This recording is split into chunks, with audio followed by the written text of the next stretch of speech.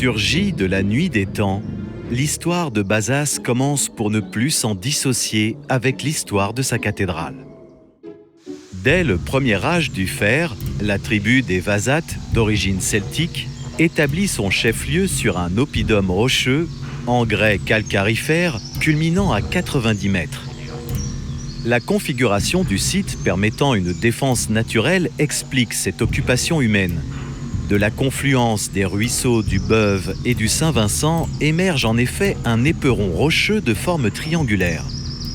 Bazas, appelé alors Cossio, devient l'une des villes les plus puissantes du sud-ouest de la Gaule. Son habitat est alors composé de cabanes protégées par une enceinte formée par des levées de terre, garnies de palissades amarrées à une forêt de pieux en bois.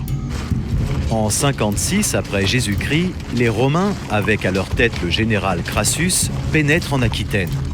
Ils prennent possession de Cossio, dont ils font une civitas, c'est-à-dire un chef-lieu d'une circonscription administrative. Dès que les invasions barbares mettent fin à la Pax Romana, la ville est entourée de 800 mètres de remparts en pierre. Cette enceinte atteindra à la fin de l'époque médiévale une longueur totale de 1500 mètres. En l'an 31, une autre conquête, toute pacifique celle-là et œuvre d'une femme, allait infléchir à jamais le destin de Bazas et couronner ce haut lieu d'un temple. Ayant appris les miracles et la prédication de Jésus-Christ, elle serait partie des Gaules à Jérusalem. Elle aurait assisté au martyre de Saint Jean-Baptiste et fait fondre une ampoule en argent pour y accueillir le précieux sang du précurseur. En l'an 50, elle serait revenue à Bazas, où elle aurait fait bâtir un premier sanctuaire et installer la relique dans un autel. Les armoiries de la ville et du chapitre réunis illustrent ce récit légendaire. À partir du Haut Moyen-Âge, Bazas est marqué par l'implantation probable d'un groupe cathédral fait de 3 oratoires en bois en remplacement du premier édifice. Au 5e siècle, un premier évêque est sans doute nommé. S'ensuit une période ponctuée par de multiples invasions, dont la restauration de l'évêché marque la fin au XIe siècle. Bazas devient une cité épiscopale. La construction de la première cathédrale, d'abord de style roman, sur l'emplacement des anciens oratoires, est entreprise en 1070 sous l'épiscopat de Raymond le Jeune. Elle est achevée lors du passage du pape Urbain II en 1096, venu prêcher la première croisade. Celui-ci peut consacrer le nouvel autel et dédier la cathédrale à Saint Jean-Baptiste.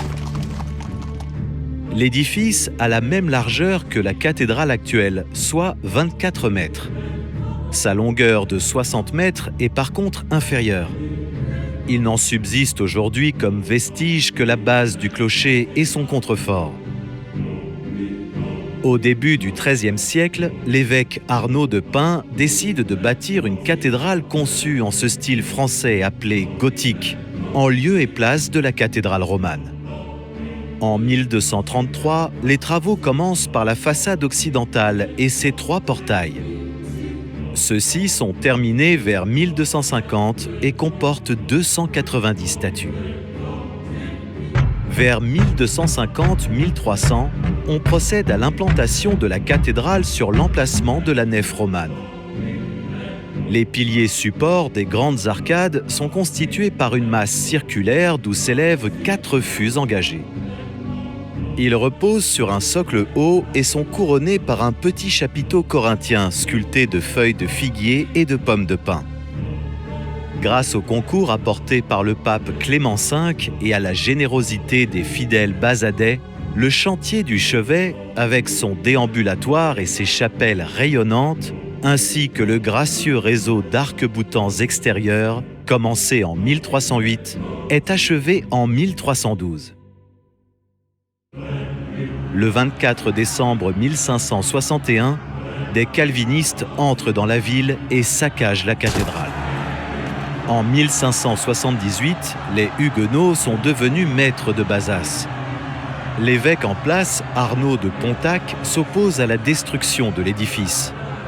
Moyennant une rançon de 10 000 écus d'or, il parvient à sauver le triple portail. En 1583, il entreprend la reconstruction de l'édifice. Le vaisseau central, les 5 premières paires de piliers de la nef ainsi que les bas-côtés sont relevés. Le faux triforium, les hautes fenêtres et les voûtes sont rebâtis. De chaque côté de la nef, une batterie d'arcs-boutants vient surmonter les collatéraux. Coiffée d'un pinacle, la culée des arcs-boutants se termine enfin par une gargouille. On ajoute également, pour renforcer et encadrer le triple portail, 4 contreforts décorés de clochetons et de niches de style gothique flamboyant. Mais on cisela pour le seul plaisir de l'œil la galerie. Surmontant le tout, une rosace de forme hélicoïdale, de 5 mètres de diamètre et aux 18 pétales, semble être vissée dans la muraille. En 1723, le 1er janvier, un ouragan terrible s'abattit sur Bazas. Le sommet de la façade, au-dessus de la rosace, fut renversé par la violence du vent et entraîna dans sa chute les voûtes des 2 premières travées. C'est alors que le chapitre, sous l'épiscopat de Monseigneur Jean-Joseph de Gourgues, remplaça le pignon triangulaire par un pignon grec inattendu sur cette façade gothique. En 1790, la tourmente révolutionnaire déferle sur Bazas. L'évêché est supprimé. En 1793, les statues du triple portail furent l'objet de la haine de quelques forcenés. Comme si cette humiliation ne suffisait pas, ils gravèrent sur le fronton grec de l'édifice « Temple de la raison ». À l'intérieur, la destruction fut plus radicale. L'orgue et le mobilier furent démolis. Le vandalisme s'en prit au tombeau des évêques pour se terminer sur la place, autour d'un feu patriotique où fut livré l'ensemble des documents d'archives de l'épiscopat. Tout n'est que désolation. Mais la suprême profanation devait intervenir en 1796.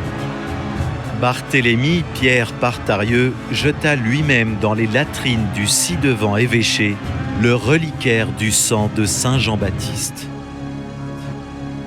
Seul vestige encore debout de la période diocésaine de la cité, une tour casemate située contre la cathédrale et appartenant à l'ancien palais des évêques détruit dans la première moitié du XIXe siècle. Le XIXe siècle pansa les plaies de la cathédrale. Afin de relever l'édifice, la fabrique de Bazas se lança dans un grand chantier de restauration tout au long du siècle. Entre 1856 et 1860, l'une des grandes œuvres fut la confection de nouveaux vitraux par le maître verrier Villiers, grâce au soutien de nombreux mécènes. Ainsi s'illustre aux yeux des fidèles l'Ancien Testament sur le bas-côté nord, le Nouveau Testament sur le bas-côté sud et 56 saints sur chacun des vitraux de la partie supérieure. Le verrier inscrivit enfin dans chaque pétale de la rosace le nom des 64 évêques de Bazas. En son centre, on peut voir le cardinal Donnet, archevêque de Bordeaux recevant la cathédrale en miniature des mains de l'archiprêtre Parenteau, symbole des restaurations accomplies. Par la suite, chaires, autels, candélabres et lustres furent rajoutés pour réaménager et embellir l'ensemble. Le roi Louis XVIII avait déjà en son temps contribué à l'œuvre en offrant 4 tableaux, 4 portraits des pères de l'Église, tous placés dans la chapelle de la Vierge. Le 4 mars 1941, en plein deuxième conflit mondial, la foudre tombe sur le clocher. Les dégâts sont importants. Malgré les interdits de l'occupant allemand, les travaux commencèrent le 15 juillet 1943 et furent terminés en janvier 1944. Une croix en fer carré d'une hauteur de 4,50 m et surmontée d'un coq fut bénie le jeudi 27 janvier 1944 par le chanoine Boyer et 2 enfants de chœur. Siècle après siècle, la noble façade se rappelle encore aujourd'hui des vestiges du passé. Tout au long de son histoire, depuis l'aube de l'ère chrétienne jusqu'à nos jours, la cathédrale de Pierre fut intimement mêlée à la vie de tout un peuple. Ainsi, 850 ans après, la cathédrale Saint-Jean-Baptiste reste toujours vivante au cœur de la cité.